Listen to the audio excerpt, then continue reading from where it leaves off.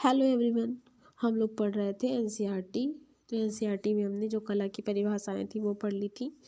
और हम लोगों ने जो एक बहुत ही इम्पोर्टेंट पढ़ा था उसमें ये था कि जो कला शब्द का जो प्रयोग है वो सबसे पहले कहाँ हुआ था, ये सब हमने पढ़ा था। तो कला शब्द का सबसे पहले जो प्रयोग हुआ था ऋग्वेद में हुआ था।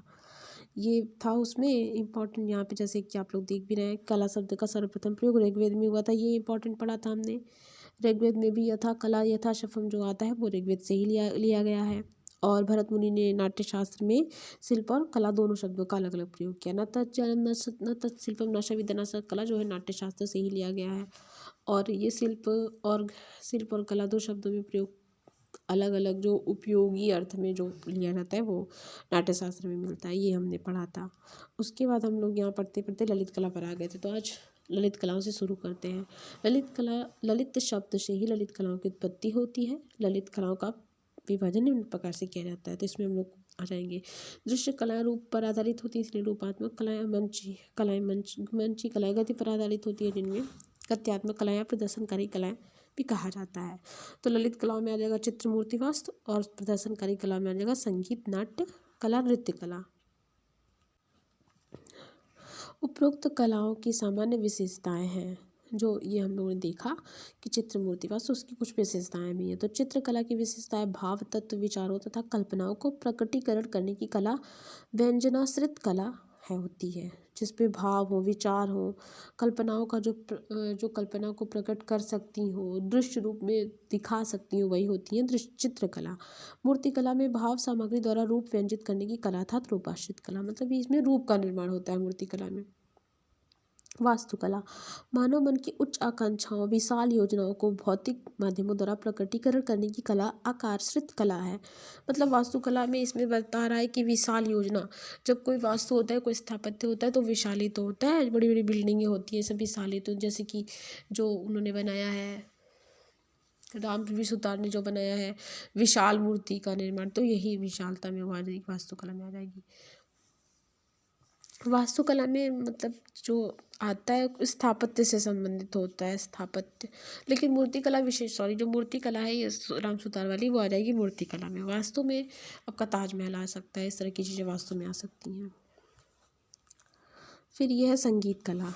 संगीत में है स्वर संगीत व वाद्यों के द्वारा सार तत्वों को स्वरों, तालों, लहरियों, ध्वनियों के माध्यम से प्रस्तुत करने की कला, अर्थात स्वराश्रित अथवा ध्वनि आश्रित कला। जो ध्वनि पर आधारित हो, जिसके लिए स्वरों की आवश्यकता हो, आवाज़ की आवश्यकता हो, वो हो जाएगी संगीत कला। नाट्य कला अंग संचालन, गति, भाव और ताल के समन्वय को इंद्रित भावों द्वारा प्रस्तुत करने की कला, अर्थात मुद्राशित कला। इसमें मुद्राएं होती हैं, नृत्य मुद्राएं होती हैं, तो वो नृत्य कला हो जाएगी। नृत्य कला नाट्य कला जिससे मुद्राएं होती हैं। अब आ जाएगी नृत्य कला। भावाभिनय, गायन, वादन, संगीत, नृत्य के संबंध भावनाओं को प्रस्तुत करने की कला, अर्थात अभिनयाश्रित कला। मतलब जो नृत्य होता है उसमें एक नाटक हो, एक वो एक्टिंग की भी जरूरत होती है, तो उस आ जाएगी, एक्टिंग से संबंधित होती है नृत्य कला। अब व्यावसायिक कला क्या है? अभी तक तो हम ललित कला पढ़ रहे थे, अब व्यावसायिक कला पढ़ेंगे। कला का उपयोग जब जीवन से संबंधित होता है, अथवा कलाएं जब जीवन उपयोगी किसी कार्य में प्रयुक्त होती हैं या उपयोगिता का ध्यान रखकर वस्तुओं में सजावट की जाती है, तो वो उपयोगी कलाएं कहलाती हैं। उपयोगी कलाएं व्यावसायिक व भौतिक जगत से संबंधित होती हैं। उपयोगी कलाएं किसी व्यवसाय, उत्पाद, उपभोक्ता से जुड़ी होती हैं। चाक्षुष तत्व का ध्यान रख इस कला का विभाजन निम्न प्रकार से किया जा सकता है। व्यावसायिक कला में सबसे पहले हस्तकला आ जाएंगी, और यांत्रिक कला जिसको हम हाथ से कर सकते हैं, हस्तकला हो जाएगी।